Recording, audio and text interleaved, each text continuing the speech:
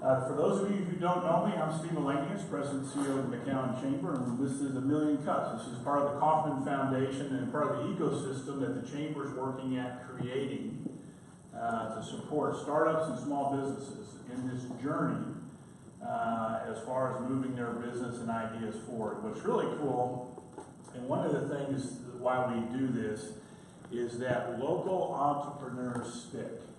They're sticky. And when I say that they stick or that they're sticky, is there's a really good chance that if they start their business here, they're not going to pick up and move it someplace else. There's a tie and commitment to this community when you work with local startups. So that's part of what we're trying to do, is create that stickiness for our local startups. We have a couple of key programs that we do along with this one. We do the McAllen Chamber of Commerce Innovation Grant, which is $50,000 that we give for new ideas. We are doing our 11th round of funding. We've already got did the preliminary judging, and we've got 8 ideas that are going to be presented. We also do a business plan competition modeled after the Harvard MIT business plan competition.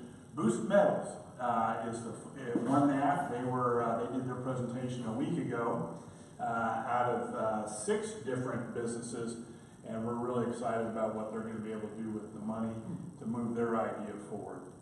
So it's good to have you here. It's always good to introduce for everybody to know who's in the room. And so what we like to do is I'm going to pass the microphone around. I have found there's a lot of power in holding a microphone. So we're going to pass the microphone around. Introduce yourself and who you're with, and we'll just pass this around. Robert, you're up first. Robert Dale, in the cryptocurrency space, helping people navigate how to take advantage of it through a company called Cavera. Lucas Sanchez, McAllen Chamber. Yes, good morning everybody. I'm Christopher Whitecoco. I'm the CEO of my company, White Oak Tax. So that's my last name, and tax is our service. We do a full-time service for tax and payroll, and we're not a seasonal company. We are open throughout the whole year.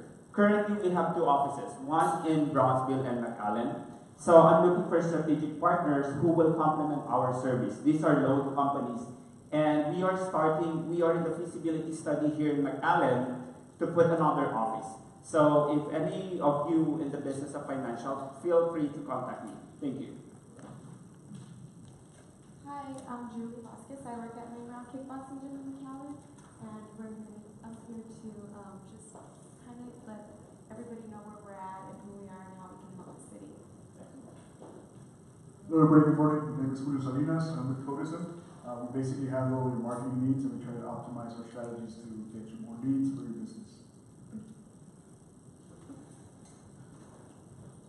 Hi, I'm David Geralt. I'm a long-time McAllen resident, and I am with B2B CFO Partners. We are an outsourced chief financial officer services company. I do a good deal of work in the startup space, helping with corporate financial structure and strategic finance with B2B CFO. And I just completed a year as the entrepreneur in residence at Trinity University up in San Antonio. So spent some time at A Million Cups in San Antonio, and very excited. This is the first month that I've been in town when you're also doing it, so I'm excited to be here and look forward to being a part of it. We're glad you're here. Good morning, my name is Roy Ramon. I'm a commercial real estate broker. I'm also a local entrepreneur. I'm a pizza partner at Alton, Texas. I've been in McAllen 2 years, and my first time here, so we'll see. Excellent. All right, we're glad you're here. Hi, my name is AJ, a senior magazine. We have a magazine here locally, the Valley, catering towards senior citizens, where taxing and things of such sort. Okay. My name is Richard Franca. I'm co-founder of CleverSolve. We're presenting today, so you'll hear plenty about us. Happy to be here, and thanks for your attention. I'm Andrew Alanis. I'm also another co-founder here at CleverSolve. So we specialize in mobile applications. You'll hear all about it for a little bit. Yeah. Hi, I'm Joe Boosh. I'm a business and real estate lawyer at Atlas Hall and Regents. And a new board member of the McAllen Chamber of Commerce. So. Good morning, my name is Joe Khalifa. I'm a financial advisor with Edward Jones, and I help people and businesses out with long-term financial goals such as retirement planning, college savings, tax strategy, legacy planning, things like that. So if you have any questions, feel free to Good morning, my name is Sylvester Trevino, but everybody knows me as Silver Trevino. I'm the inventor and owner of Ready Tea, a golf tea accessory product where you carry 3 or 4 golf tees with you at all times. Now, Silver, show your new iteration of your new products. I mean, this is a good chance to brag. This is my original 3T that's been selling. I've sold over 3,600 here. But who's counting? Valley and counting. But who's counting? And we've got a whole bunch of new orders already. And we have the new one, which carries 4, an Eclipse, super light, and it's got a big space there for advertisements. It's a working platform for advertisements and promotions. That's what we've talked about since the inception of your idea. Yes. And supposedly, hopefully this afternoon, I'll have another one that will carry a ball marker with it, magnetic ball marker. Thank you very much. Take the hat, man, take the hat. I thought I was gonna get a hat for a minute. But I'm actually taking up golf again, so my son has to, so I have to too. So I'll be looking at these. Anyway, my name is Matt Moore, and my wife's name is Rebecca, and she's bringing a new product out. It's called Salsa Vinaigrette, and we've had basically Steve and Jorge kind of mentoring her, and we're about ready to launch. We're real excited. It's going to be a cool product. We've already got standing orders, and HEB is looking. I've already told HEB, we were at Elizabeth and Victoria's launch this week, and I already told HEB we got another one coming, so. Amen. Yeah. Good morning, my name is Daniel Medina. I am the founder of Everything Headsets, and I will be presenting shortly after these gentlemen, so you'll hear a little more. And Daniel is our first out-of-town presenter. So part of the beauty of A Million Cups is it's a network, and so we have the first several months because we are fairly new. We tried to keep it local and bring in local startups and local small businesses. And Daniel was the first one. He's been very persistent. Wanting to get down here and present, so he got up this morning at 4 o'clock and drove from San Antonio to be here to present. So we're glad he's here. Jackie? Hi, I'm Jackie Michelle, and I guess I can call myself an entrepreneur cheerleader because I love to see entrepreneurs start companies and get successful, especially here, and create jobs for all of our very intelligent, smart students who come out of here so that they can stay here if they want to and don't have to leave. Excellent. And then Ramiro? You can't even wait. So the coffee's on Ramiro. Always out at Ramiro, that's a pleasure to be here again. I think I missed the last one, but I'm glad to be here. I hated to miss it. This is very, very nice. I'm a business consultant. I have RG Economic Advisors. Prior to that, I worked in city government for about 15 years, so glad to be a part of this and look forward to hearing your presentations. Excellent. And then our MC. That's good. I'm sorry. That's okay. That's okay. I apologize. Morning, everybody. My name is Hans Castillo, CEO of Worldwide Security Option. This is a baby company. I've been security business guy for more than 20 years, but I'm doing by myself at this moment after working for more than 20 years for the same company and a couple of partners. We are testing the water here in the area. Excellent. We're glad you're here. So, those of you who don't know Drew, Drew's one of our local, he's kind of a utility infielder. He does lots of different things. He has his own wiring and service company, but also is a local inventor, winner of the innovation grant. We love using Drew because he is like a giant puppy and is very enthusiastic about working with startups. So we're glad he's a part of this. He MCs this on a regular basis. I do want to make one real quick announcement that we're really kind of proud of, and that it goes to kind of what you were talking about. We have now, the McAllen Chamber now has worked with 3 startup companies that have made it to the finalists for the HEB Primo Picks. And we're really proud of that. This last week, we had 2 of them there announced. They're up in Austin this week making their presentation. So we're really cool about and excited about that role that we had to play. It's Jank. Jank Barbecue Come Sauce, on. Elizabeth Davis Nuts and Cows, Nuts and Cows. Ranch, the Mesquite Jelly. So, if you will join with me in giving a warm welcome to our late but not absent. Good morning, McAllen! Sorry, I'm taking, like, it's the last week of summer, so I'm totally chill. I'm taking it real easy, and I was eating my toast this morning, and I looked at my watch and went, ooh, I better get down there. So, anyway, I was taking it slow, though. So, good morning, my name is Drew. Hi. Hey, how are you? I know most of you. It's my plan. Okay, we're good. All right, very, very good. So I don't. Did you explain what this is and what we're doing here? Yes. Very good. So all you got to do is introduce the first group. Super fun. And it's a good group. I happen to know one of these guys pretty well, so that's kind of cool. And just like you were saying, man, I think that's really cool. I didn't realize it was 3 that had made it up there. And I know Victoria and her husband were out at HEB Friday, was it?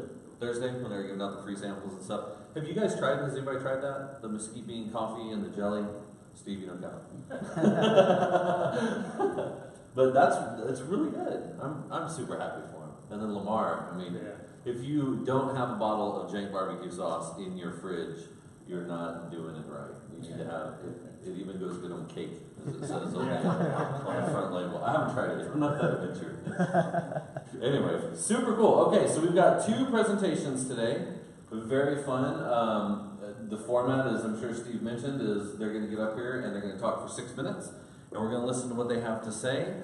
And after those 6 minutes are up, we're going to have 20 minutes of Q&A. And so the whole idea is that they may be hitting a bump in the road or trying to figure out what it is to take them to the next level. And they're looking at us kind of as a brain trust, right? Especially that guy over there. So they're going to be looking at us to field some questions that are going to be pretty cool. You know, the idea is to challenge them a little bit and ask them where they're going and how they got there and, you know, how they think that they're going to get there, and then figure out what we can do to help them. So, you know, what I really like is, I mean, this is the 6th one of these, 5th one of these, something like that.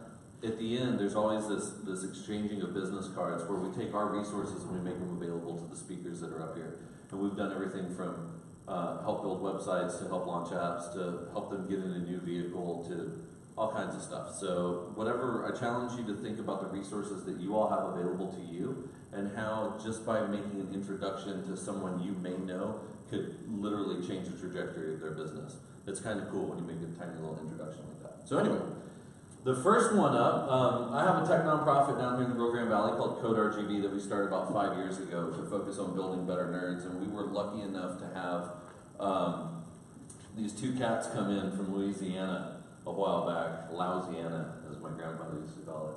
It's from Arkansas, what are you going to do? But since then, Richard has really stepped up and helped us out with Code RGB, so I'm very appreciative of that. He's now a fully functioning board member on my nonprofit, so I'm very happy to see you up here. So I'm going to introduce CleverSolve, and these guys are, let me see what it says here. A software engineering company specializing in application development and data analysis. Math nerds, that's what that means. These guys are math nerds, super math nerds. So if you have any math questions, I would definitely hit them with that. But please welcome to the stage the guys from CleverSolve.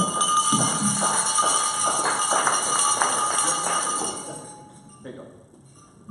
2 ways. No clapping, it's bell ring. Yep, bell ring. So if you guys want to get up there, just make sure the camera gets your pretty buttons on the film. So hello. We look good. You look great. Want to see everything just fine? Great. So We need a ring again.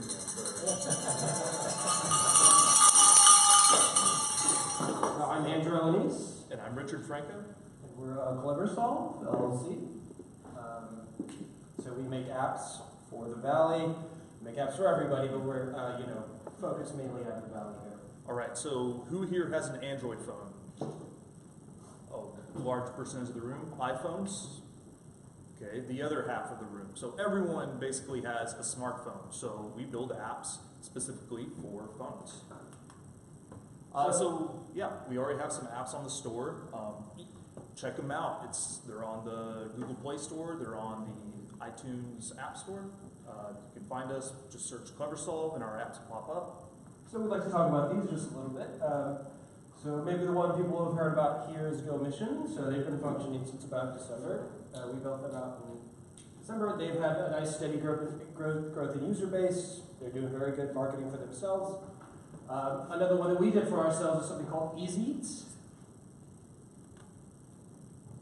And we're live. Another one also available, and these are available on both stores, is Easy. So this is a local random, if you've ever been in a car with your significant other or your partner and you're deciding on somewhere to eat or drink, you know, sometimes it gets a little complicated. This is a little project of ours, so this is a random restaurant picker locally for the Valley. It has a Valley option here. There's a little bit of a marketing potential that we've been running into. So that's actually something that would be very interesting if you have a restaurant or business that's kind of in the food space. This is something kind of relevant to you. And then on the other side, we have easy drinks. What kind of beer am I going to have today? What kind of wine am I going to order? It just kind of helps you pick. So we have some apps in the pipeline. Maybe the biggest is Tag You, which is through a client who went through the innovation grant here in McAllen, and we're getting ready to launch that. MathWiz is a personal app of mine that's pretty close to launching. It's just some fun little math games. And then we have a to-do list that's going to be pretty simple, but hopefully a nice user experience with that. So another kind of surface of some more upcoming apps.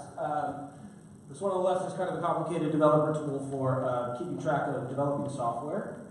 So that's something that's interesting to ourselves. The second thing over here is a mobile delivery service that we've put together. We're plugging this into some apps that we're building out for local businesses and restaurants. This last one that we've been doing, this second to the last one over here is reward systems. So a lot of people are interested in those types of things for incentivizing kind of customer return and bringing them back. And this last thing over here, this kind of tree-looking thing, is this more general phenomenon that we're trying to describe. So we call it a local source. So this is kind of a local marketplace that could very easily be scalable. But a lot of the people who sign up on our apps that we're providing these services to, like delivery and pickup, there's kind of a general marketplace that we can maybe put them on. And once again, marketing things is always good for everybody involved. So maybe our most robust app is Tag You at this point. There are a lot of features. It's been kind of a learning experience for us and our client as well. It's got geolocation, a large database, but it's finally coming together. We've gotten better developing along the way, and I think we're going to have a really good product when it finally comes out. So you might have heard of Tag You, but just to run it over through it. So this is a business card app for everybody. So this is wonderful for local entrepreneurs who have many endeavors that maybe they would like to go into, and you have a local business card for each one of those things. This is kind of the app for you, right? It lets you keep track of these things. It lets you blast cards to everybody in the room, things of this kind of sort. The other very interesting thing is the events page. So events like this can be very well taken care of on this sort of app, and there's a lot of bells and whistles to this kind of app that really kind of takes it a long way. Yeah, it's really aimed at conferences and networking. So, a quick example is my math game. This is, like just a personal project. I wanted a game myself to play that's, kind of fun math challenges. And it's just kind of an example of, no one else really cares about my math app, but that any idea can be brought to life. We do this full stack thing. We can design, we can create, and we can build the app and actually launch it on the store. So it's just kind of evidence that we can do this kind of stuff. And then, we've always thought about some of the questions you may ask, and you can see where we think 1 million cups can really help us out. So thank you guys.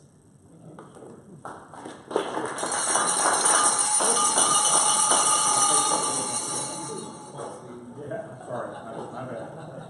So, tell us about, are you getting a lot of business development projects in the pipeline as part of your business right now, or is it kind of feast and famine? You go months without somebody coming in, and just kind of tell us what the status is. Yeah, we're constantly pitching, always trying to sell new products. We've been working on these, and some of them are independently funded, which kind of makes things tougher. but it's the paying work that usually gets most of our attention. Yeah, we have had quite an influx in new businesses. So, you know, if we start doing more events like this, we'll probably keep on getting more and more business. But it's constantly growing. You know, there's a lot of work out there. We're kind of a small team, but we're ready for a big step in growth, which is about where we're heading at this point. Are you adding more programmers on staff, or do you maybe you contract work with programmers? So we really farm out of local universities, especially where we kind of operate close to UTRGV sometimes. And we really farm out of the mathematics and the computer science departments.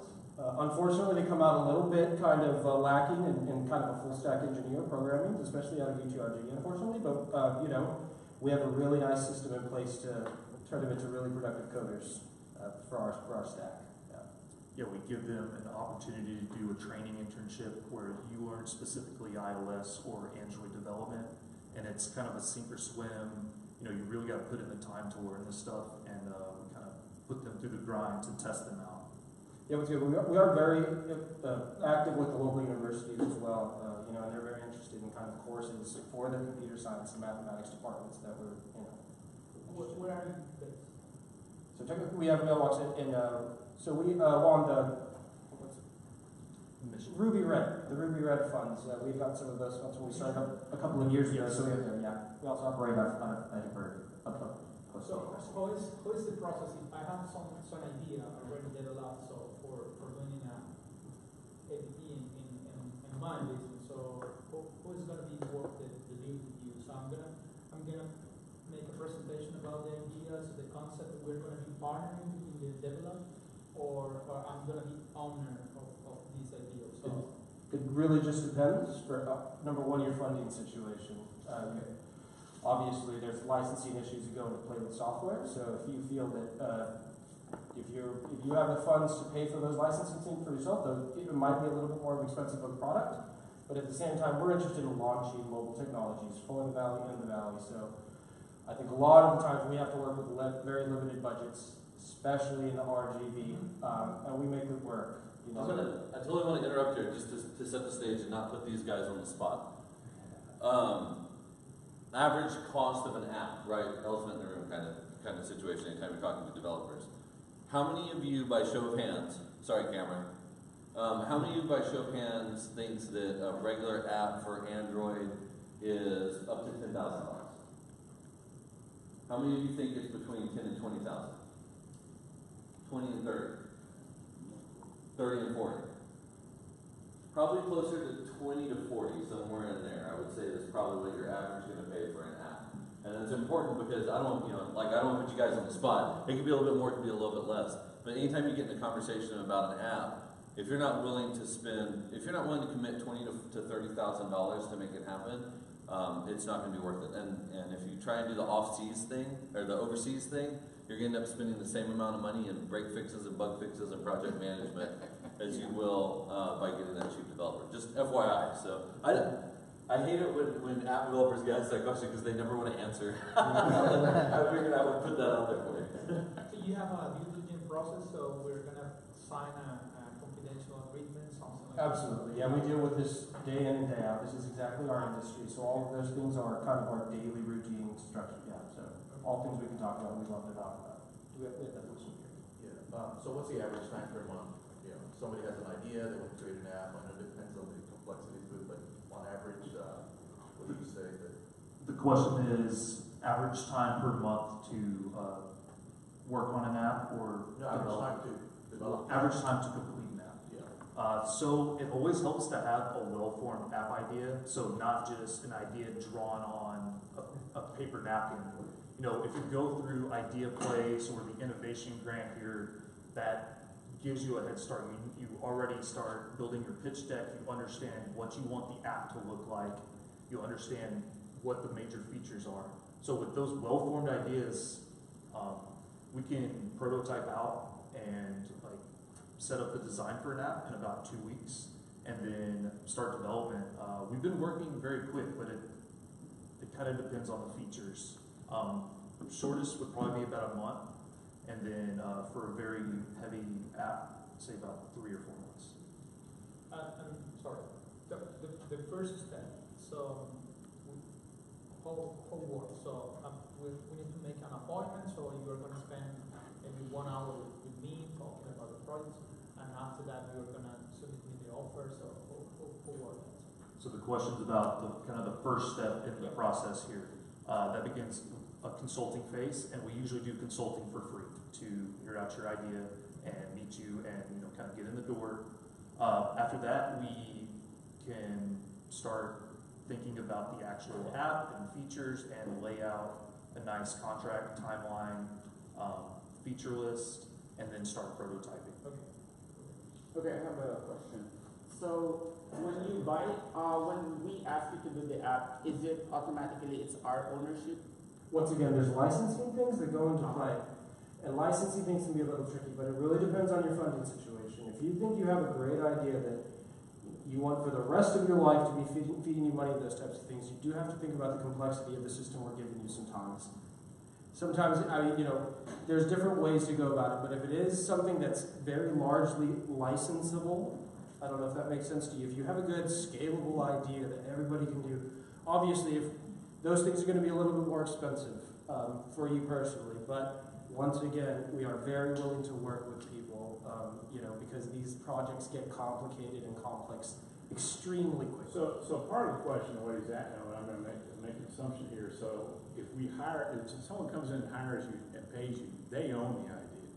You're just pay full price. Yeah. Now you can put, you may negotiate, put in sweat equity and say, hey, we'll take 10% of this for our efforts on this part, right?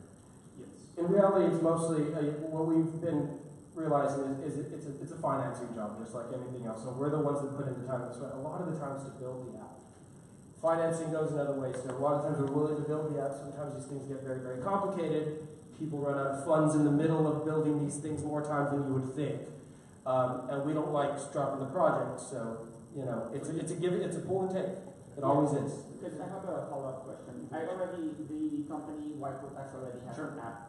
Okay, so it was developed from Houston 2 years ago. Now they are kind of limited on moving forward, adding more features on the app. Then when I ask them, can I have another company taking care of the additional features, and then somehow they said they cannot be whatever you call that. We have to start from scratch again, and it makes us difficult. So before even going to another app developer, that's something that we would like to establish, because right now we're in the gray scale where is it our ownership or is it something that we have to look? So once again, and just so we can move on, we can talk plenty about this afterwards. It sounds like you need to understand what your contracts were with your prior app developers, because we've run into this so much. A lot of times we get into a project that we were paid to redesign, and we end up having to make the complete app over again. Sometimes it's not necessary, and most of the times it's the other app developers not willing to kind of give up their administrative oversight.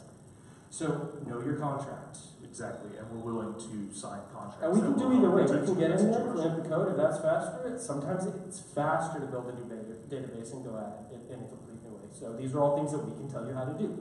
Over here. Sir, quick question. As far as scalability, what is your level of scalability that you guys can go? Are you guys going just worldwide? So questions about scalability. So right now we're using Google Firebase as a backend database, and it's free up until you reach a certain point.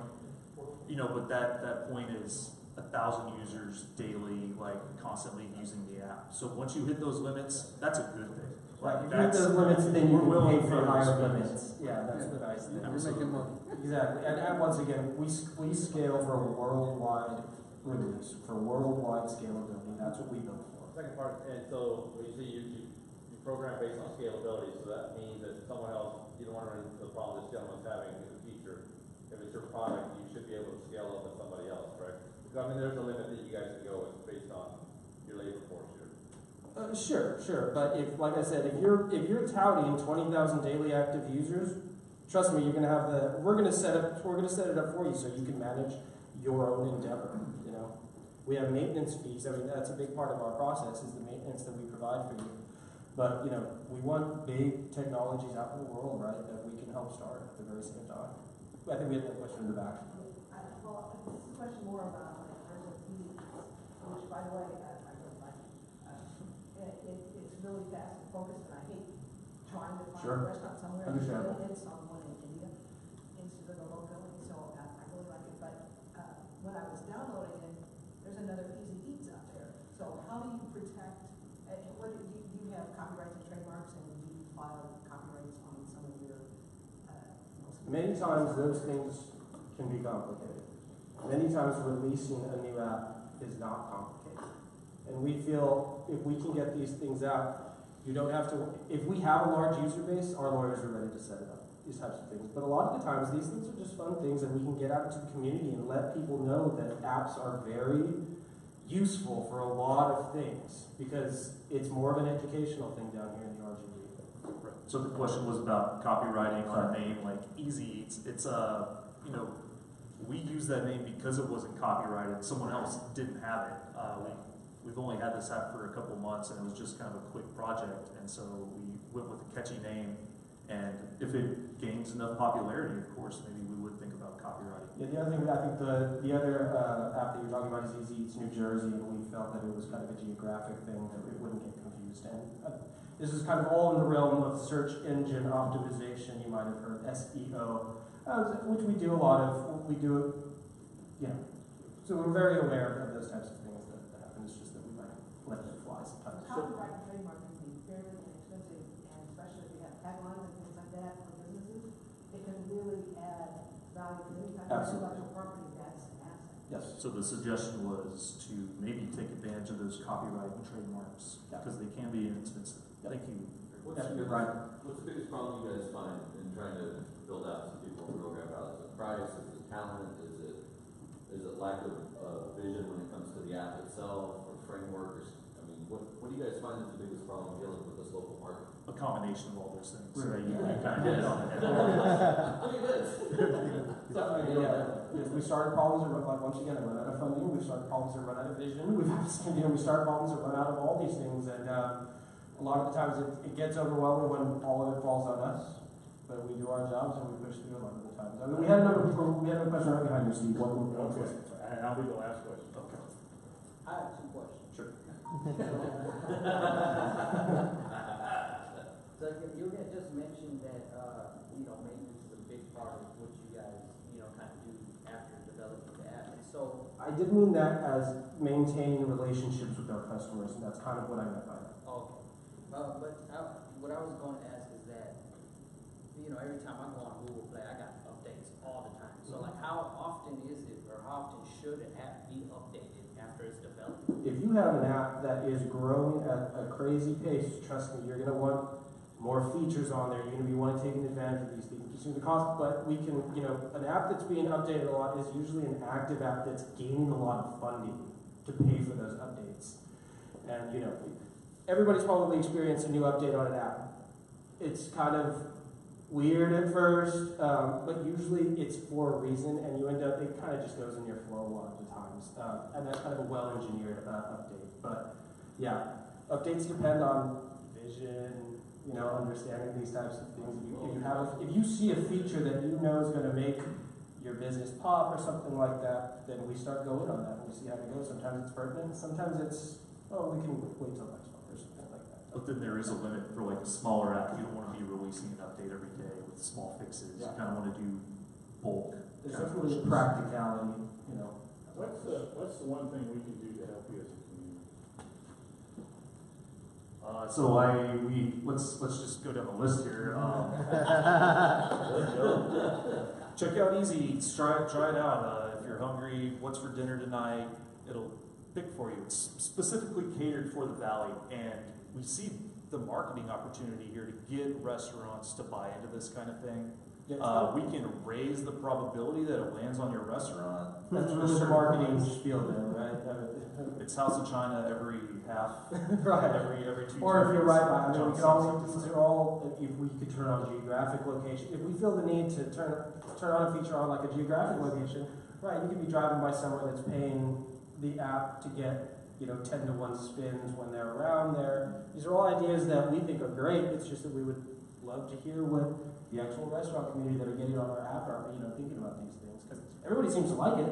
Yeah, we're at 200 users, organic growth, zero money put in. Yeah, no marketing, we just put it up there. So with the second thing, we want to be the guys in the valley that build apps. If you have a great app idea and have really thought about it and want to turn it into something that can go international and scale across the world, we want to be the guys to do it. We hit the discussion. That was good. We've really been underbidding to try and get more work, but an app can cost up to $100,000, and it's tough for people to more than that. deal with that kind of thing. Yes, sir. I came up with an idea years back. I was a federal officer, and my idea has to do with security, national security, and it's not out there. I did contact one person out of Houston, and actually, I'm sorry, out of San Antonio, and he liked the idea. He's done it before, and he has the security clearance to work with the government. This is an idea that would help all law enforcement entities, all of them. However, I'm not sure if we would have to get like a top secret clearance to work on something like that, Sure we do. A lot of those times we have a lot of government contracts, just a little bit behind. We are math PhDs, so we do work with government contracts all the time. I've worked on Department of Defense securities and stuff like that. These are things we're very well versed in. There is a lot of technical things when we're dealing with government grant writing a lot of the time. These are all things we're pretty well versed in as well. Would you be willing to work with the gentleman out of San Antonio? I mean, we're always interested in new projects. Always interested in new projects. He's actually, I just found out recently that he has illness, cancer, to be precise. Sure. But maybe working together. Sure. Yeah, absolutely. We could definitely discuss this. And that is the last thing on our list, networking. That's why we're here. Thanks, guys. It's full circle. Well, I think we're going to see one thing last. Awesome. All right, I'm going to take one of your mics. Real quick. Hold on. I need some of these things real quick. So, to thank you for the courage to stand up in front of us and answer random questions, here is your Million Cups coffee cup. You've officially shared a cup of coffee with all of us, so we appreciate it. All right, well, thank you. Easy Eat So reminds me of this life hack on the internet, and it's if you're ever driving with your wife or your husband, and you know you're going to get into a fight about where to eat, just be ready for whatever. And when you say, "Hey, honey, where do you want to go eat?" and she says, "I don't know, Applebee's," go, "Oh my God, that's exactly what I was thinking," and just go there. And just be done with it. Yeah, spit until it lands on something you want to eat. That's usually how people play it. So, anyways, so guys, thank you very much. Appreciate it. I'll tell you one of the great things that you all mentioned is the guy from the card app. Carlos. Yeah, he was in the class with me when we won the innovation grant, and nothing is cooler than having the local resources available. So I appreciate. I know that you guys went out of your way to help make that happen. So I know everyone at the chamber and everyone here in McAllen appreciates that. So yeah, we'll have it up and running soon. Yeah, so you it'll come be a see very that. interesting thing. Yeah. Cool. Awesome. Well, thanks, guys. Appreciate it. Thanks for having us.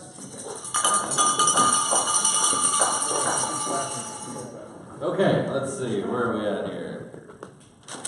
Where am I? Trivia. We're doing trivia. Okay, who wrote the question and who wrote the answer?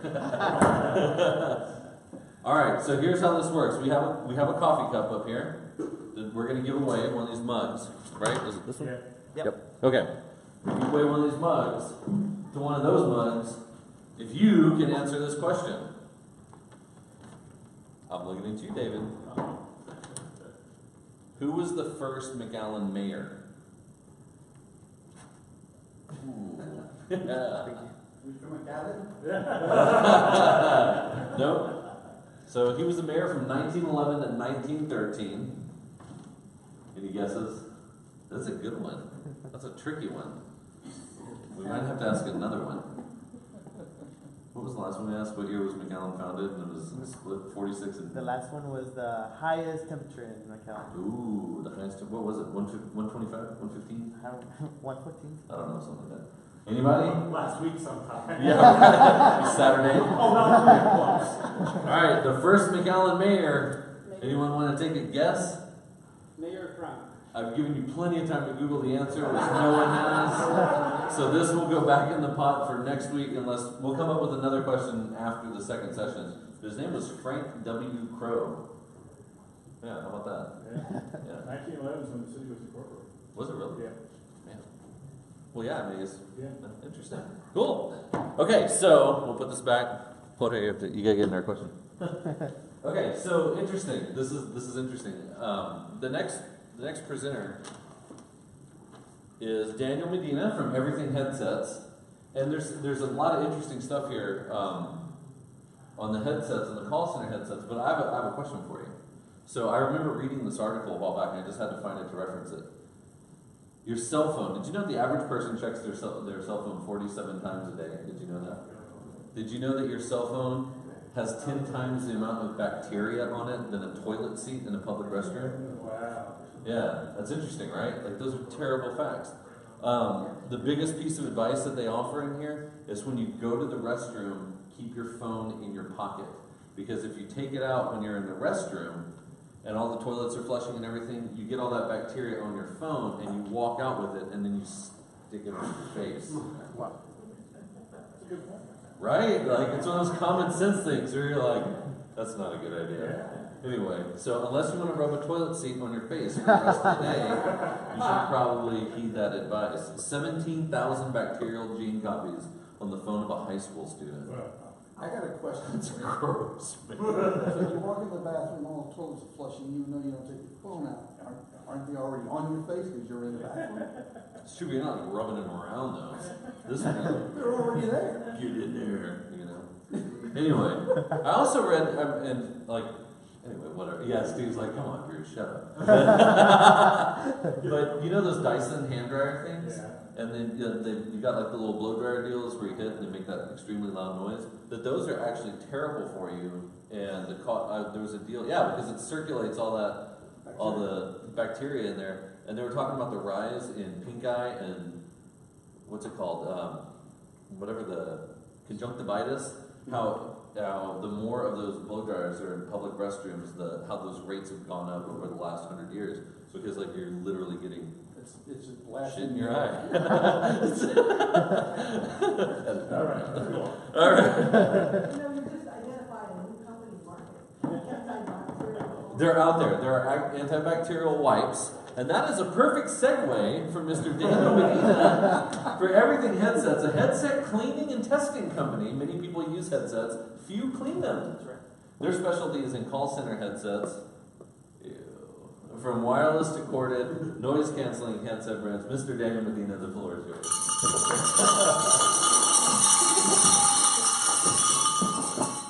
So he already kind of gave away some of the nasty stories I wanted to get into, but all right.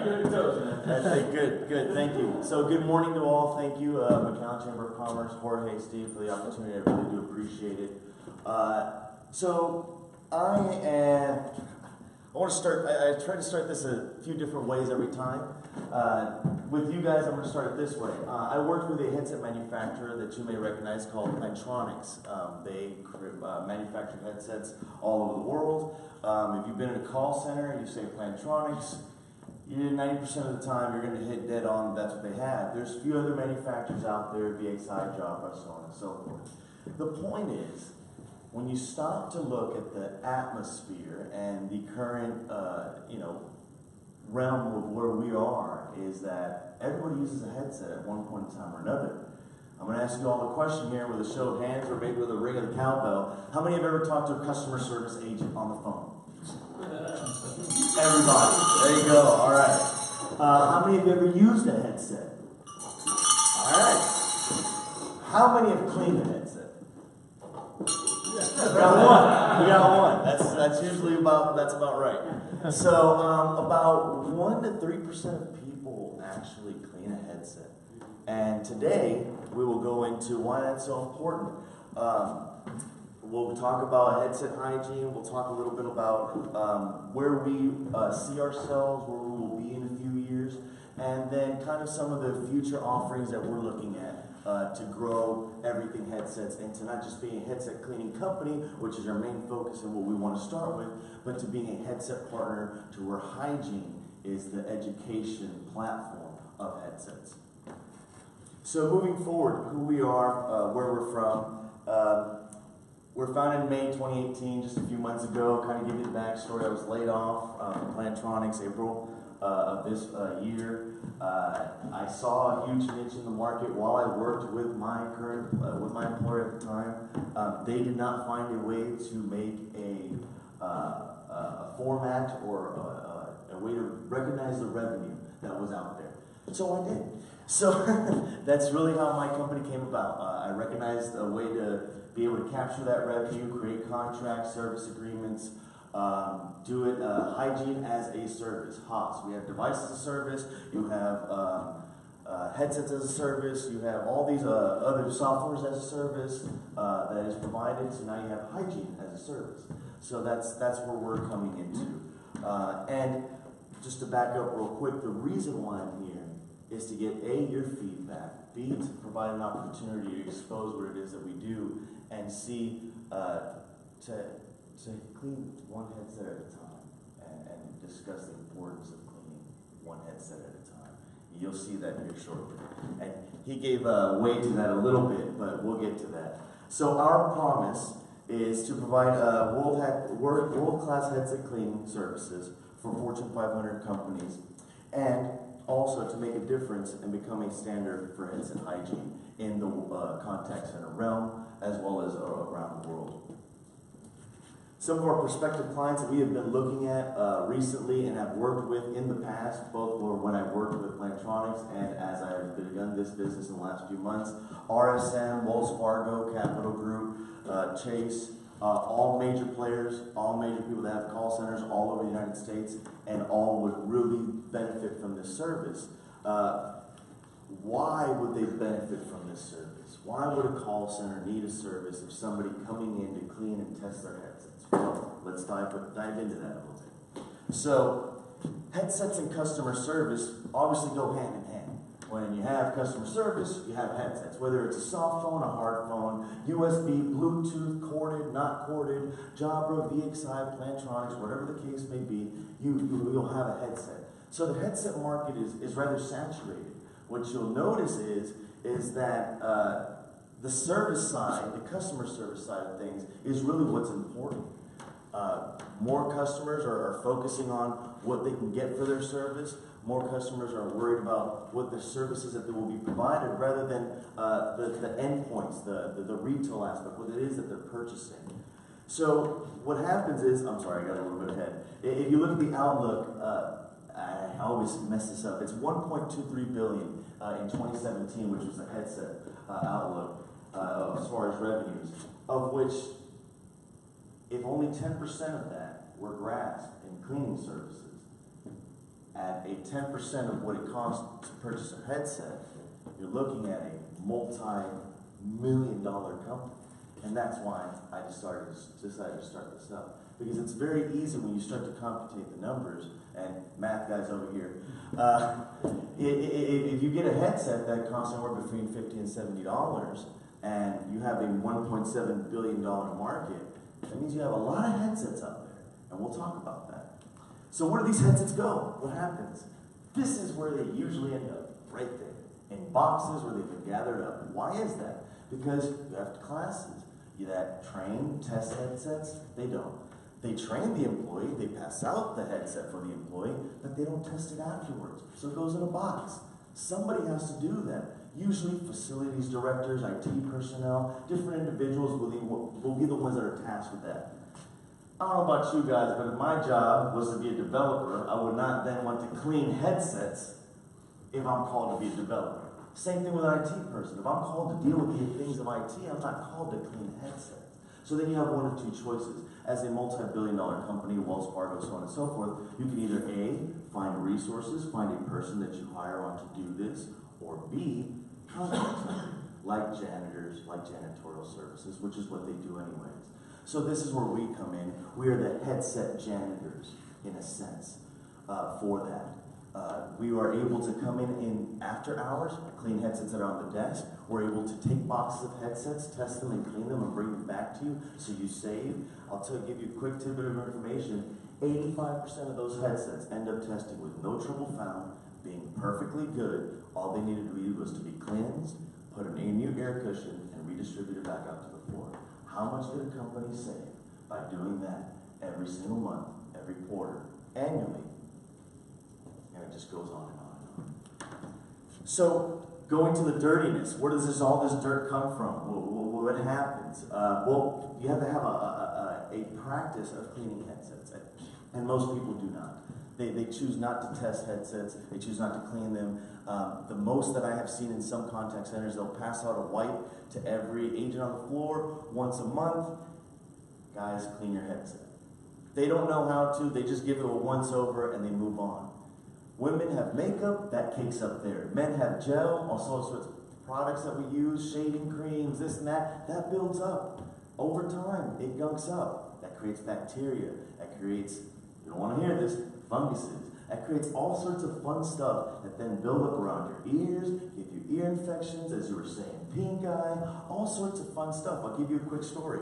There was a lady that I was talking to, and we were doing a helping on the floor, walking around, and she could not hear the agent on the phone, the customer service rep on the phone, could not get their customer to hear them very well. The reason was because something's in my voice tube. They can't hear me because of what's in my voice tube. I was like, well, let's go take a look. We went, we checked it out. Sure enough, there's all this red gunk in her voice tube. I'm like, well, what is this? I don't know. It's just, I just realized it today. Well, I put a napkin over it, blew it out, and when it blew out, you just see this gunky, just soft mess just ooze out at the end. She had been talking on that for weeks. Rub it up on your mouth, all over your skin, and you're okay with it. You brush your teeth every day, right? You take a shower, I hope, every day. Some of us, maybe 2, maybe 3 days, whatever seems clever for you. The end of the day is we all have a need for hygiene, but yet we take the time to not clean cell phones, headsets, and a number of areas where it's vitally important that we clean them. As he was pointing out to, the truth about germs, seat buckles, tray tables, lavatories. The dirtiest place that we have found, based on a recent article that I saw in HubSpot, was the airports. And coincidentally, that's the #1 place where people use headphones. So keep that in mind next time you're traveling in an airport and you have your headset. Put your phone and your headset away. Because germs are there. And to your point, yes, they are in the air. Yes, they are. But the key thing to a germ and a bacteria, what you find out is they cannot begin to colonize till they touch a surface. And once they begin to touch a surface, by the addition of heat and humidity and all sorts of fun stuff which we carry naturally, now they begin to what? Grow. And that's not good. That's not good.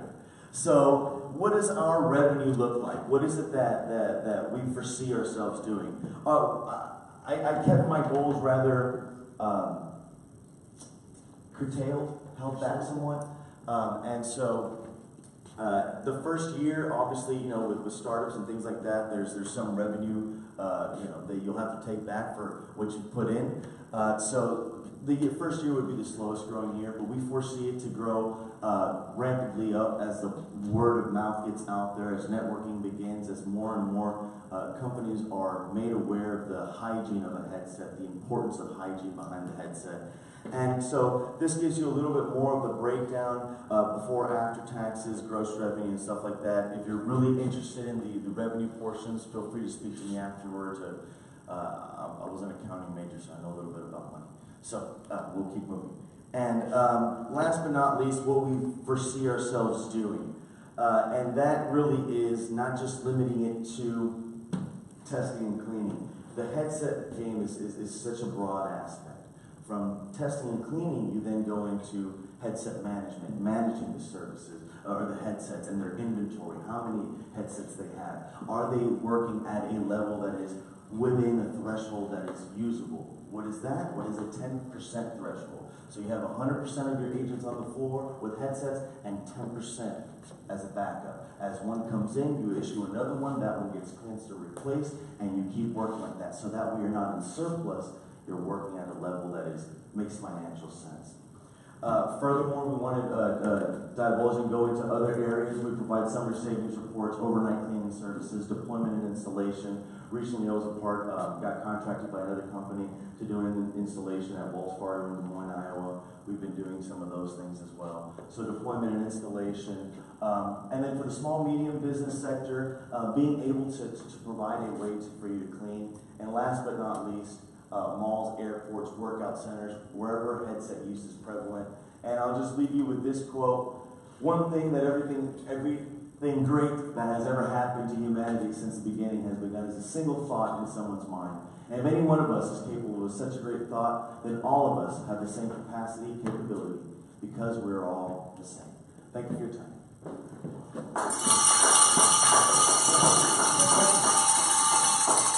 All right, so usually we stick to 6 minutes. I was kind of intrigued, so I was just letting you go. But questions, this is the Q&A part. I'll start with one. You said you guys just started up this year. Have you started? I mean, as far as penetration in the marketplace, you're from San Antonio, right? Yes. So you know the valley's like we've got how many call centers here? I mean, the bilingual call center is just in here, and like Rackspace, I know has their enormous call center up there. What's your strategy for getting into those?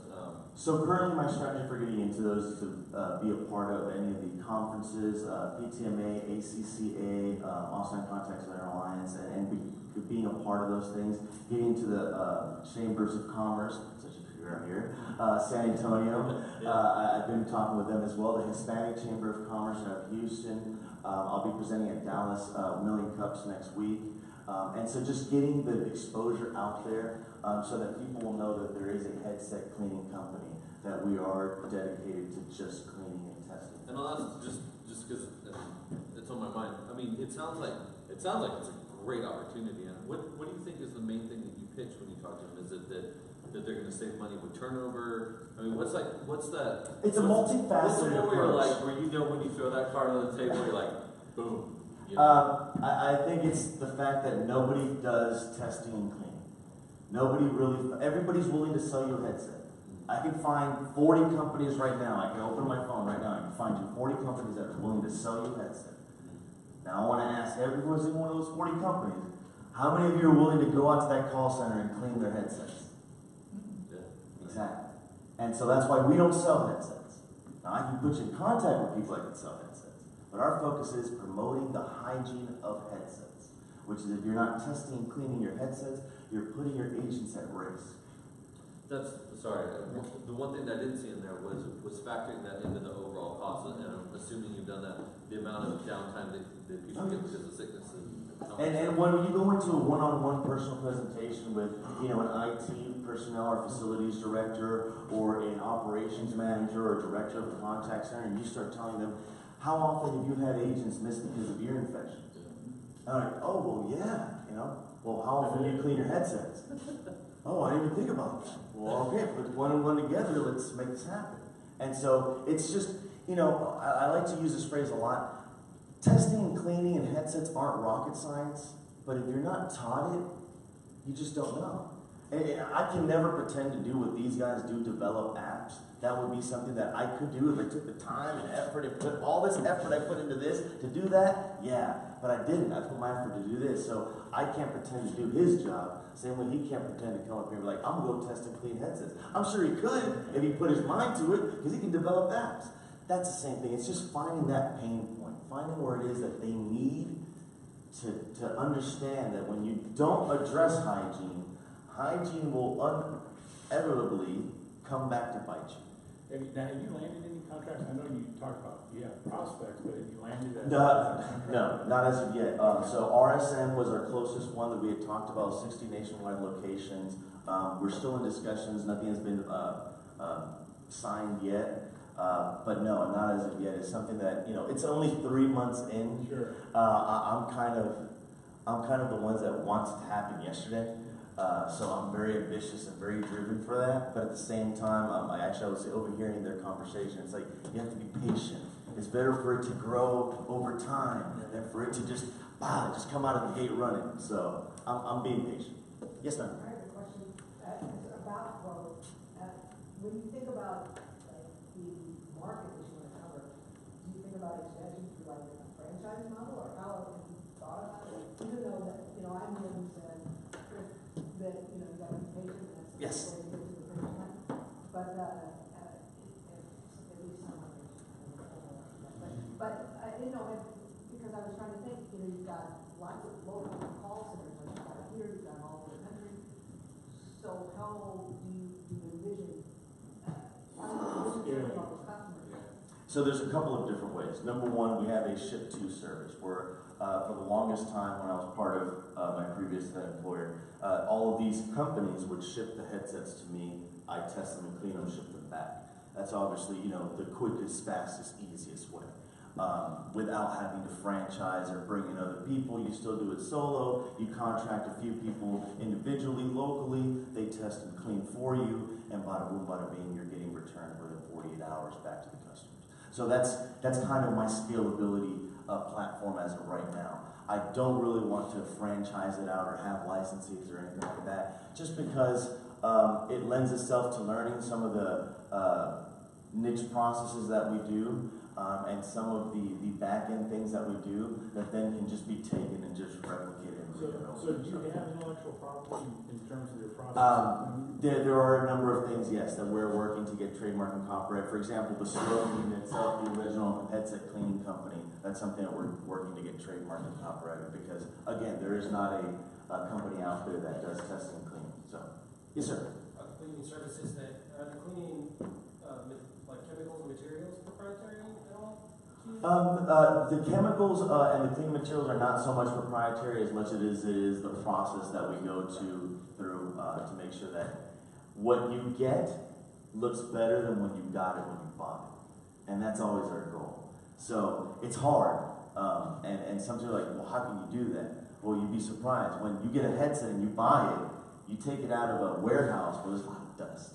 So people don't realize this. You get a brand new headset. If you look closely, you put your hand on it, you'll have dust. So our goal is to present you a headset that is cleaner than when you bought it, you won't even have that dust. So it's kind of a play on words, something that we're still working on. So. Who else is on your team? We have a grand team of me, myself, and I. And so, yeah, my wife, I will say I got to give credit where credit is due. If not, I will not have a happy wife, happy life. So she helps me out a lot. I have 7 kids. When you have 7 kids, you have a little army of cleaners. So all hands on deck, and they have little fingers. They use it for It's amazing. So again, that goes right back to the proprietary part of it. So yeah, it's right now that's where we're at. It's a family-based business, home-based business, based out of San Antonio. Yes, sir. A lot of people don't know that they need to clean their headsets. So you need to educate the public in order to get customers. What efforts are you doing in order to spread the word that the headsets need to be cleaned? That's great. Number one, Millennium Cups is one thing that I have applied even to, I'll say this, Puerto Rico. If you're watching, let me know. I'm from Puerto Rico originally, so I speak Spanish, mi primer idioma es el español, and so that's another thing about me. We offer the service in Spanish. Just last week I was in Costa Rica handing out my business card. So it's just one of those things. I don't want to. Yeah, it was my wife's business trip for her job, not mine. And so I went with her, and I'm like, make it work. So handing out business cards, talking to people. Point being that we wanted to not just be local, not just San Antonio, but Texas. Why Texas? Because I was raised in Texas. I was born in Puerto Rico. Yes, I lived in Central America 2 years, but home is San Antonio. Home is Texas. This is what I know. Houston, San Antonio, Dallas, Austin, McAllen, Harlingen. I used to roam all the way from Amarillo all the way down. My parents used to have to roam all this just because of the work that they do, and so we'd have to itinerate all over Texas. So I spent a lot of times in Crystal City, HEBs, if you've ever been to Crystal City, super nice. And Eagle Pass, going out there, you know, Mission, Laredo, Rio Grande, all these areas right here, Harlingen. Yeah, it was something that growing up, so my heart is in Texas. So how can we help you? How can you guys help me? Number one, spread the word. If you know anybody in the contact center space, if you know anybody that is in the contact center industry, that knows about, that deals with headsets, please, please, please let them know. Number two, anybody that has a headset that you know about, let them know. Clean your headset. I want to be a pioneer and a promoter of headset hygiene. Yeah, it's great to promote my business, but at the same time, I think that when you start with a why, I don't know if you all have ever heard of Simon Sinek, but if you haven't, TED Talks, check them out. When you start with why as opposed to with what, everything works out a lot better. So my why is headset hygiene. If we build a group of people that focus on the hygiene of their headsets, they will understand how important it is and what they need to do to then get to clean headsets. And finally, and last but not least, is to build this and scale this up to what I know that it can be, what I believe it will be. And it's not just testing and cleaning, it's headset management. It's becoming a headset partner for a number of these industries that need it. So, good. Thank you.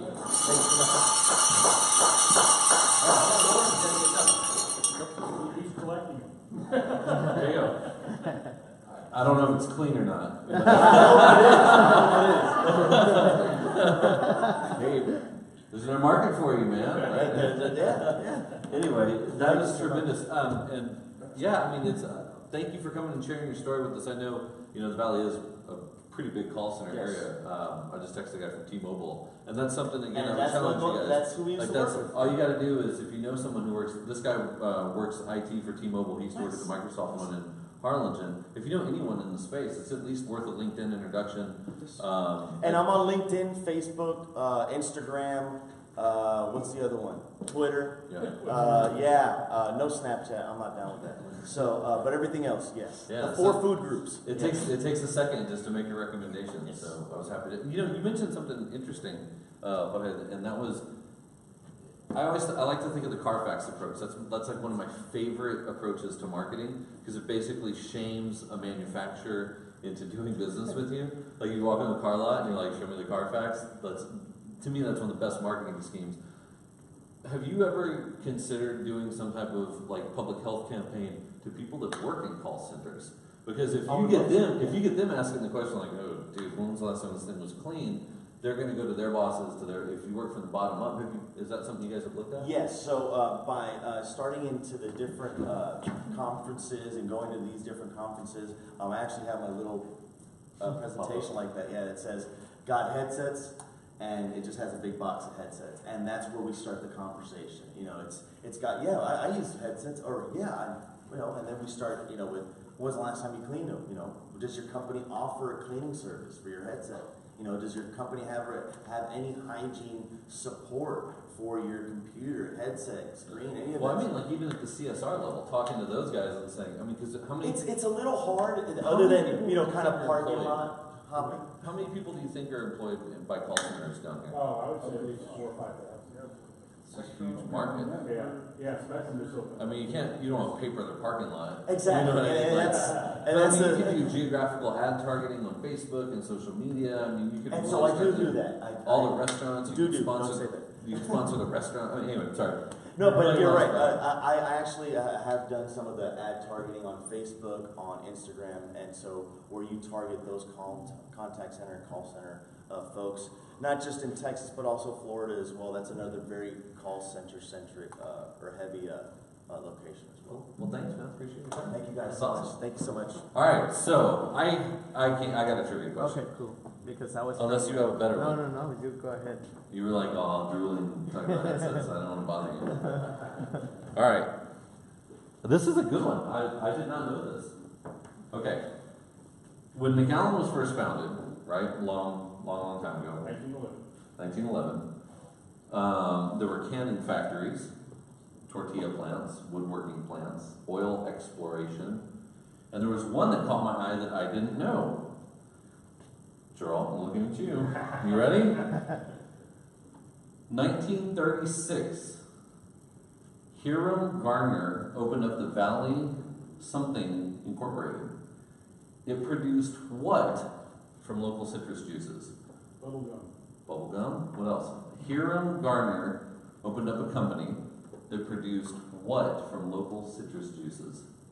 1936. Look how quick he's Googling. Just throw some out there. Sugar. Juice? Sugar? Close. Very close. Come on. Sweet? Come on. No, 1936. Hiram Garner. I had no idea. Alcohol, specifically? Wine. I'm going to give it to you, though, because you said alcohol, and that's pretty close. Wine. Hiram Garner, 1936. Valley Distillers Incorporated. Valley Distillery Incorporated produced wines from citrus juices. It was one of the first businesses that opened in the city of McAllen. What do you think that tasted like? Sweet. I don't know. Like strawberries. Really? It sounds like it needs to go to I&E, and it needs to go to HEB, and it needs to, anyway. At the wine. Right? Anyway. Okay, well, cool. I'm going to give you the cup. I'll walk it back there to you. I think that's it for this month's edition. We've got the next one. It's the first Thursday. Second Wednesday. I don't even know what month we're in. September. So that would be September 12th. Very good. Good. This is a lot of fun. Please go out and tell all your friends. We do have a good time. Shipley's coffee this morning, tremendous. I even saw the donuts. Thank you, everybody, for coming out. Have a wonderful